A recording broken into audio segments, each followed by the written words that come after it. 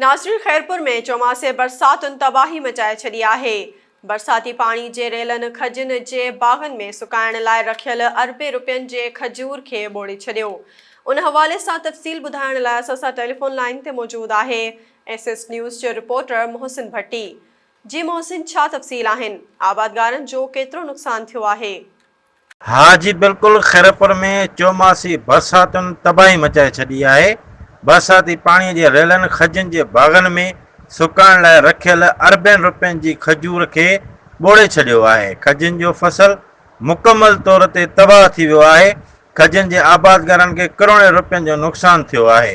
जॾहिं त आबादगारनि जो चवणु आहे त हज़ारे एकड़नि ते बीठल खजनि जा बाग सख़्तु मुतासिर थिया आहिनि। ज़राअत खाते तरफ़ां खजनि खे बचाइण लाइ के बि हिफ़ाज़ती इंतज़ाम न कया विया आहिनि। आबादगारनि जो चवणो त वफ़ाक़ी हुकूमत ऐं सिंध हुकूमत खे घुर्जे त आबादगारनि जे थियल करोड़े रुपयनि जे नुक़सान जो अज़ालो कयो वञे। जी